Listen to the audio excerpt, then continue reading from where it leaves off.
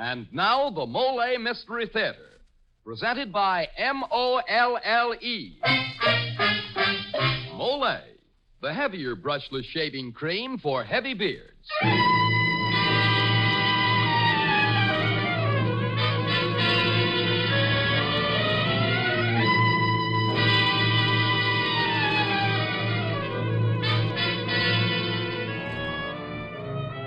Good evening. This is Jeffrey Barnes, welcoming you to the program that presents the best in detective and mystery fiction. Tonight we have selected for you a masterful story of suspense entitled Red Wine. In Red Wine, we have an unusual thing. It's a mystery story that stood a good chance of being completely lost to mystery fans. It was published more than 15 years ago, and to the best of my knowledge, has never been republished in any mystery anthology. And so it is with great pleasure that we now present L.G. Blockman's Red Wine. It's an extraordinary story and one that certainly does not deserve to be forgotten. Before you begin your story, Mr. Barnes, here's something it'll pay the men in our audience not to forget. If you have wiry, hard-to-cut whiskers or a tender skin, and you dread the agony of that morning shave, then shave with Molle, the heavier brushless shaving cream. Yes, sir, men. It's smooth. So smooth. It's slick. So slick. It's a smooth, slick shave you get with Molle. Molle, the heavier brushless cream for tender skins. That's right. Molle is a heavier cream. The kind of cream you need if you have a wiry, hard-to-cut beard or a tender skin. Because Molle is heavier, it softens your whiskers, holds them up straighter, and makes them easy to cut. So you shave faster, closer, easier, and you shave painlessly with Molle, the heavier brushless cream for tender skins. Molle. And now here is Jeffrey Barnes with tonight's Molle mystery, Red Wine.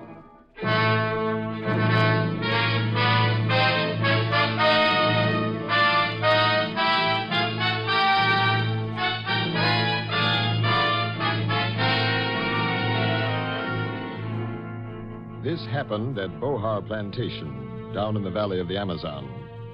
And the men who grow rubber in the jungle will vouch for the story, and they tell it nights in the bars of Maracas. And they say that it had to do with 3 who were hunted and the 4th the hunter. 4 in all, they say, and the bitter ending in a bottle of red wine.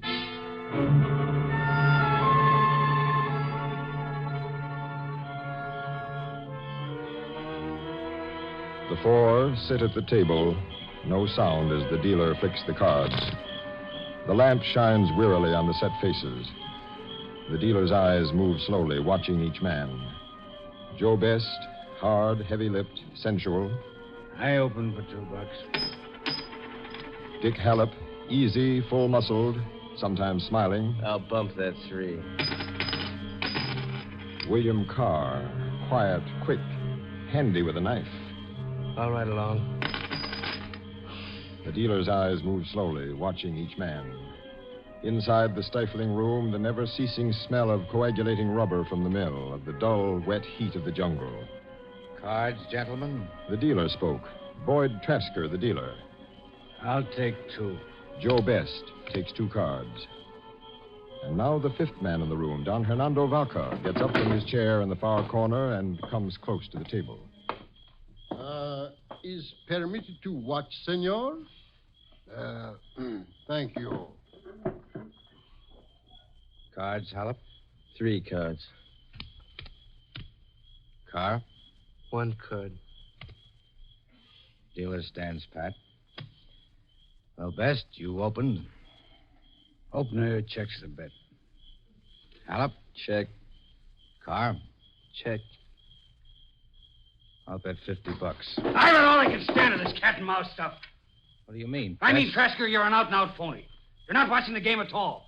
You're watching us. You heard what I said, Trasker. I heard you, Best. What are you here for, Trasker? Yeah, Trasker. You said you were a stockholder in Bohar Rubber. Bohar's privately owned. There are no stockholders. Somebody was snooping around my bunk this morning. What are you here for, Trasker? Somebody went through my footlocker 2 days ago. I'm warning you, Trasker. You better go back where you came from. We don't like you. Now, gentlemen. We don't like you either, Vaca. Easy, Howard. Easy for what, a native fly cop? So he's Don Hernando Vaca. So he's police chief of Maracas. So what? So we're American citizens, all three of us. What are you here for, Trasker? Maybe we can help you find what you're looking for, Trasker. Maybe you can, Carr. I'm looking for a murderer named Jerome Steek. Jerome Steek. So? Yeah? Jerome Steek, wanted in San Francisco for the murder of his wife, known to have escaped to Brazil. Brazil's a big place, Trasker. Also known to have paddled down the Amazon Valley to Bohar Rubber Plantation. Appearance, of course, will be altered. Dark hair, probably bleached blonde now. I'm blonde, Trasker. See, all three of you are. That is what I told the Senor Trasker when he first came to my office in Maracas.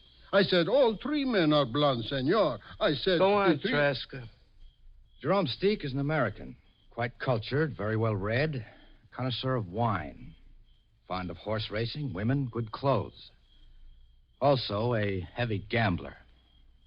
So that's why you arranged this poker game, to see how we bet. Jerome Steek is also very clever. He's a good actor. He's capable of concealing his breeding, of passing himself off as a ship's engineer, say, or a stevedore. Field hand. Or... I'm a ship's engineer. You want to see my papers? I don't want anything, Hallop, except what? Except to admit I've made a mistake. Okay. Yeah, that's better. Don Hernando, I apologize. I should have listened to you. I told you it was a wild goose chase. I had to see for myself. Well, have you? Yes, it's quite obvious that none of you is Jerome Steek. So when the launch comes up the river again, I'll take it and return to the United States. The launch won't be here for a week. That's unfortunate, Best. You'll have to put up with me until then. A week is a long time, Trasker. 4 guys could get on each other's nerves in a week. We'll have to take a chance on that car. My nerves are pretty good.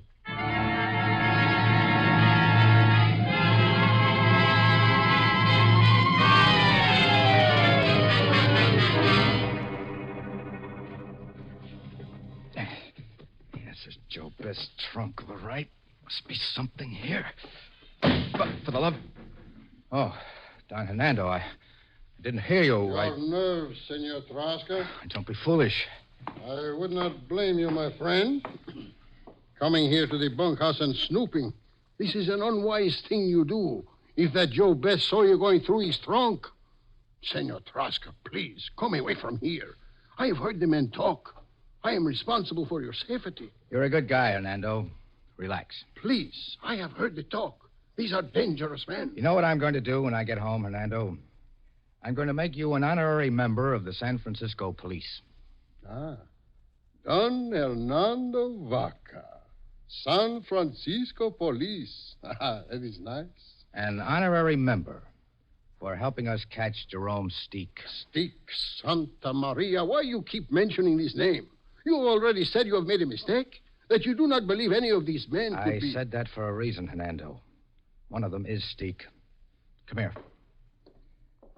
Now, if you were a field hand on a rubber plantation, would you be reading the poems of Charles Algernon Swinburne? Senor, I do not understand. Maybe I do. What? Senor Best. What's the matter with reading Swinburne, Trasker? Nothing at all, Best. It's just a little unusual. Jerome Steek is the sort of a man who might read love poems. Joe Best wouldn't? He might. And he might not. Now put that book back in my trunk, Trasker. Close the trunk and get out of here before Jerome Steek was known to have a severe temper. Why, you... No, Senor Best. It would not be good to resort to violence. After all, there is a law in Maracas district. I am only its humble instrument. Okay. Put the gun down. But I'm telling you, Trasker, you're poking your nose into trouble.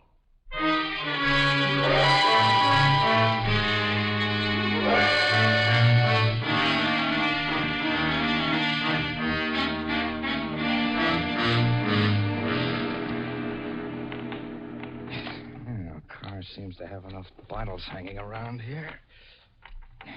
Looking for something, Mr. Trasker? What? Oh, hello, Carr. I cut myself. I was told there was some peroxide in this first aid cabinet. Funny they told you to come all the way down to my shack for peroxide. Is it? I think so. They have iodine up at the main office. Is that so? Yeah. Iodine's much better for cuts, particularly little scratches like that. Thanks, Carr. I'll remember that. I would if I were you, Trasker. You can't be too careful. That's right. Especially when your bottle labeled machine oil contains peroxide. Might fool people. Meaning? Nothing important. I was just thinking peroxide is bad for the hair. Tends to bleach it. Does it really? That's what they say. Trasker, you lied to us the other day. That apology of yours was a stall. You still think one of us is this Jerome Steak? Could be, Carr. I've got 5 days to find out. Yeah, Trasker, you've got 5 days. If you live that long.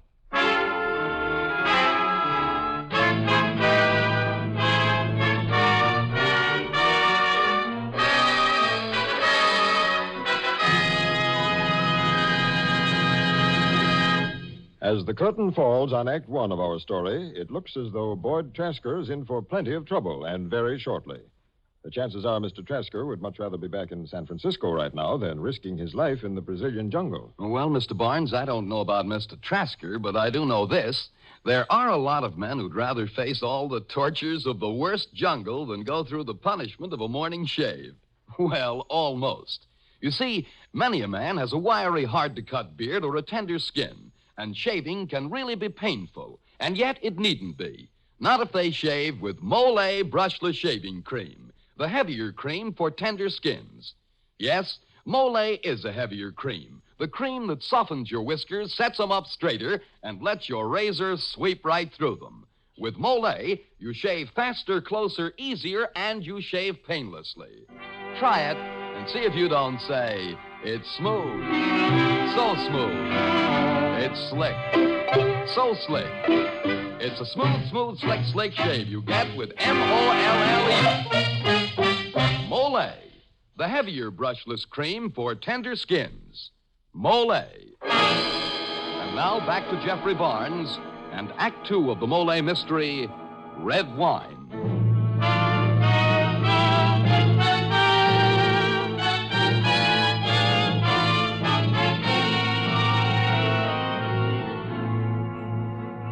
Boyd Trasker, San Francisco detective, is on a rubber plantation in the jungles of the Amazon looking for a murderer named Jerome Steak. He is convinced that one of the Americans there is the murderer. When he challenges the 3 men, each denies he is Jerome Steak. The search becomes a hunt. 1 man hunting, 3 hunted. Joe Best, William Carr, Dick Hallop, the hunted, Boyd Trasker, the hunter.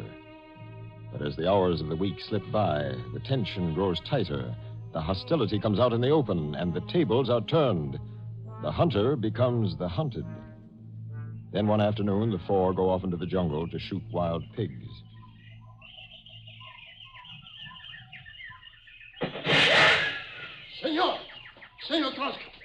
Senor Trasker, you are all Where right. did you come from, Hernando?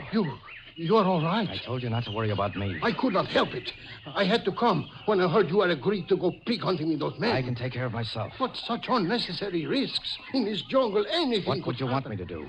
They came to me this morning, all 3 of them, and said they always hunt pig on a day off, and would I like to come along? But it would be so easy. A hunting accident. Ping. Everybody is so sorry. And you are dead. Yes, I'm expecting it any minute. What? The hunting accident. One of those men out there in the brush is Steak. I feel certain of it. He already has 1 murder to his credit, and I'm going to find out if he has nerve enough to try a second. Senor You Trasker. see that little rise of ground ahead? See. They gave me that as my post when a pig is sighted. Now, Carr is somewhere to the left. Best is over there to the right by that clump of trees. And Hallop is behind us. Now, when... Here he comes! Stand ready, Trasker! Please, do not go to your post, Senor Trasker. I don't intend to. Huh? But my sun helmet is going. My sun helmet will show just above the bushes in the spot where I'm supposed to be. Oh, wait. I am coming with you. Here it comes! Please, Senor Trasker, Stay please. down, Hernando, and stay down. This is your post right here. Yes. Trasker! Pig coming your way! Here goes. Senor. Boy Trasker's helmet showing just above the bushes. No one would... Trasker's helmet, gentlemen. There's Jerome Steak watching. Well, this will prove nothing. You'll see. Now watch. Santa Maria. Yeah, didn't take him long, did it? Clean through the helmet. Mother of heaven. Clean through the helmet. And the direction indicated, clear as a weather vane. It came from behind us. Behind? Senor Halep is behind. Halep was behind us, but Carr and Best could have dropped back. It could have been any one of them. But it was one of them. What do you say now, Don Hernando? What do I say now? I say you are right, senor. One of these three men is the murderer, Jerome Steak.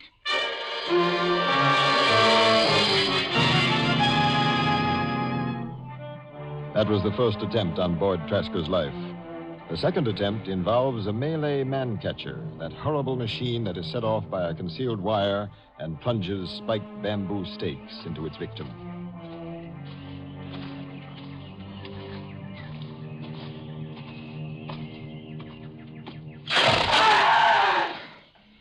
Senor Trasker. Senor Trasker. I'm all right, Hernando. Luckily for me, I've traveled in Java. I know the setup of a Malay man-catcher when I see one. My houseboy wasn't so fortunate. Oh, poor Manuel. Those bamboo stakes pierced right through. But how could a Malay man-catcher suddenly appear outside my shack? Jerome Steak lived many years in Java. He could answer that.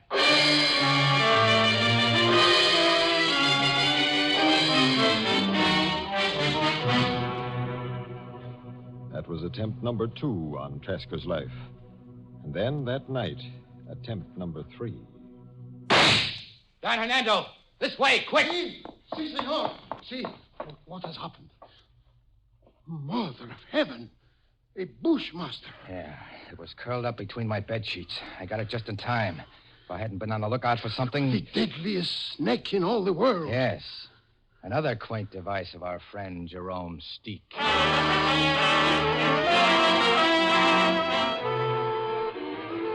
The hunter has become the hunted, and both are working against time. One day left. Senor, I cannot stand much more of this. You won't have to, Hernando.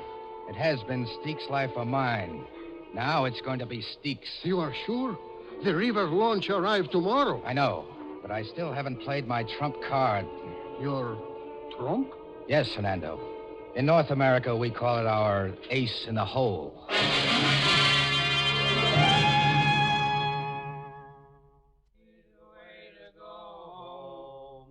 I'm tired and I want to go to bed.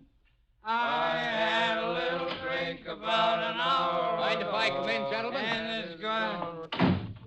What are you doing here, Trasker? This is a private party. I don't expect to stay, Best. Good. Amen. I came to extend an invitation. Yeah? How far you'll get with any of your invitations, Trasker? Will you listen or not? If it'll help get you out of here any faster, go ahead, spill it. Tomorrow, I'm leaving Bohar for good. Oh, hooray! Best news of But I'd like to leave with no hard feelings, if you'll let me. Boys, I want to throw a party for you. We're having a party. A real party, on board the steamer before I sail. I know the skipper of the Salvador, and the skipper knows food. He has a top-notch wine cellar aboard, specializes in Chateau Malheur. He also has a fine Chinese cook. Now, what do you say? The devil with you and your party. Now, wait a minute, fellas. Wait a minute. We don't like Trasker, and we've made no bones about it. But I think we should take him up on this offer. After all, good food and wine don't turn up around here every day. I'll eat your chow, Trasker. Thanks, Halep.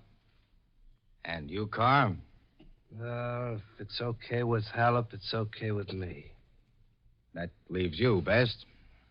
Well, I won't like you any better, Trasker, but count me in. Thank you, gentlemen. You'll come on the launch with me? No, we'll paddle down the river ourselves. As you like. Well, good night. I'll see you on the steamer tomorrow. I have an idea. It'll be a party you'll never forget.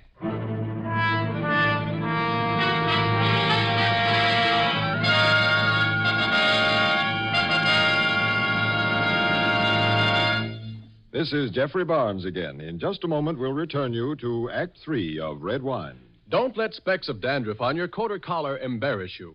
Do what thousands are doing for relief from this social and business handicap. Use Double Danderine. You'll quickly discover that Double Danderine is unlike so many hair preparations available today, preparations that really do no more to fight a common type of dandruff than plain water does. That is, they simply remove loose dandruff. Double Danderine, you see, actually combats this dandruff by killing on contact the germs that many outstanding authorities contend are a cause. I repeat, it actually kills them on contact.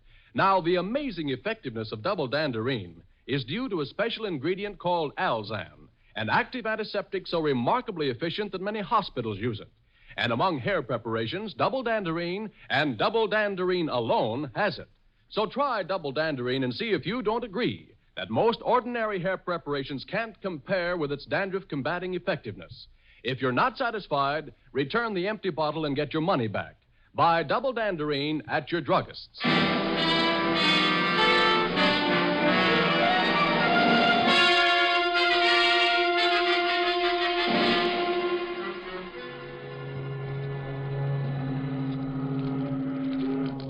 All right, Mr. Tasca. Fried shrimps ready. Mushrooms on toast ready. Everything ready. You taste? No, Yang, everything smells perfect. That's proof enough for me. You agree, Don Hernando? See. As the Chinese say, Ho Yang is number one cook. My guests have arrived? They are waiting in the ship's salon. Let's go, then. Everything is all ready. Now, don't forget, you bring in the ice cubes when I call for you. See, I will bring them. I will remember. It's all planned. Good. Now, Don Hernando, I'm ready for my ace in the hole. Yes? I've told you before, Jerome Steak is a connoisseur of good food and rare wine. Now, this little bottle of Chateau Malheur will be his finish. This little bottle, it will? As surely as he meant his Malay man-catcher to finish me. Now, midway through the dinner, I'll rise and call for silence. Gentlemen, I'll say, in a moment, I'll open this rare vintage wine.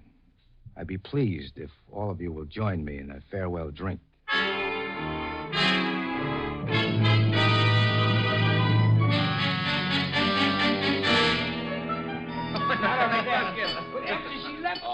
I was standing out in Oh, you're having a good time, boys? Yeah, fine. Good. Now, may I have your attention for just a moment? Gentlemen, please. Gentlemen, in a moment, I'll open this rare vintage wine. I'll be pleased if all of you will join me in a farewell drink. Why not? Pour it out. Oh, might as well go the limit. This wine is Chateau Malheur, 1911. Pour it out. Never mind the buildup. The vineyards produced real nectar that year. Let's drink and not talk. Okay, Best. Here she comes. The bouquet. I'll pass the bottle around, just have a whiff of it. Here, Best. Smell it. Smells okay. Here, Card. Take a sniff. Make the man happy. Ah, look, Trask, I prefer drinking some. As you say. Your glasses, gentlemen?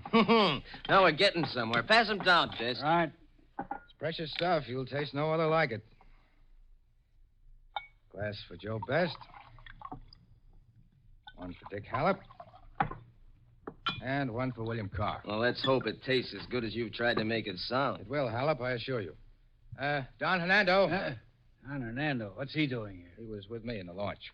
Don Hernando. Oh, coming, Senor Trascar, coming. You have the ice pail? See, right here. Ice pail. Yes, Hallop. Look, are we going to drink this wine or not? We're going to drink it, Carr. We just remove the cover from the pail and drop a cube of ice into each glass. It'll add to the refreshment. Oh, that's all right, huh? It's all right. This guy's not so bad. One cube for Joe Best. Can't wait to have it. One cube for Dick Hallop. It's a nice party. And one cube for William Carr. Hey, you're not going to put ice in my Chateau Malheur. Hey, what's the matter, Carr? Why not, Carr? Well, any fool knows it. Yes, Carr? Well, I mean, everyone knows that Chateau Malheur's drunk at room temperature. Everyone does? I don't think so, Carr. I think that is something only Jerome Steak would know. William Carr, or if you prefer Jerome Steak, I arrest you for the murder of your wife.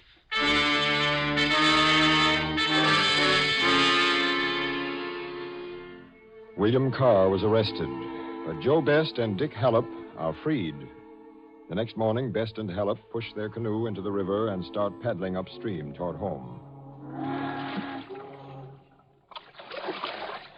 Two of you are at liberty to return upriver to Bohar. That pompous fool. Yeah. I just can't get it through my head.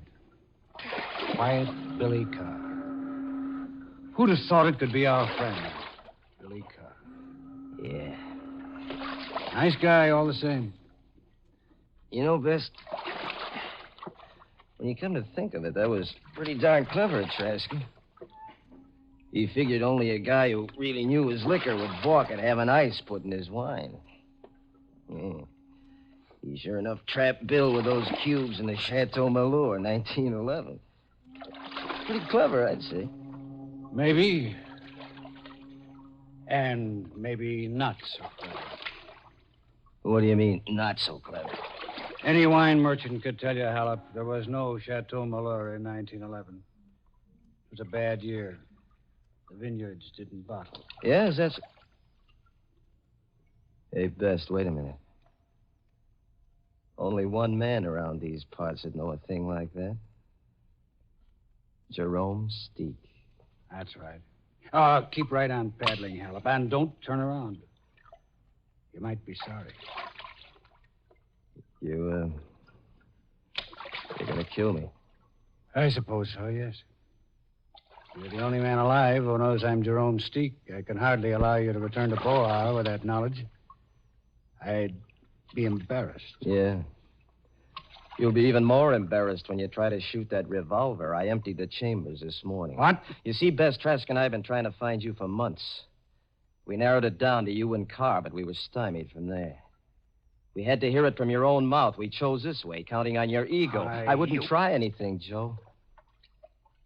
The chambers in this gun are quite well loaded.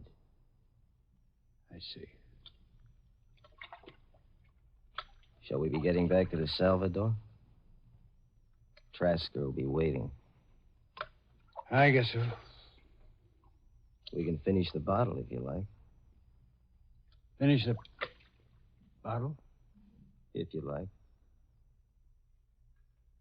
Okay, Hallop. I always was a sucker for red wine.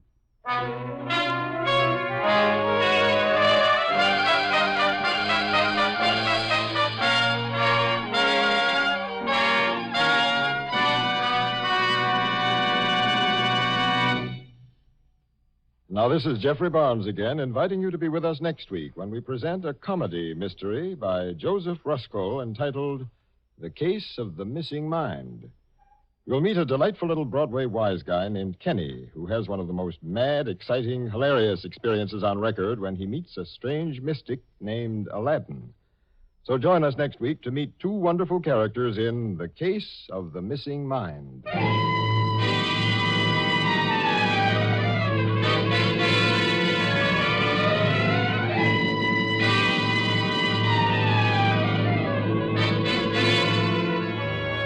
The original music for the Molle Mystery Theater is composed and conducted by Alexander Semmler.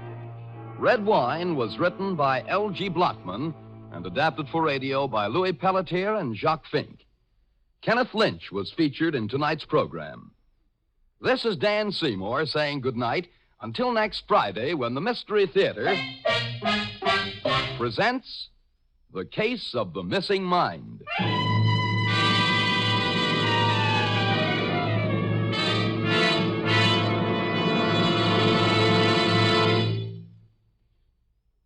Tonight's Mystery Theater presentation came to you from New York's Radio City. This is NBC, the national broadcasting company.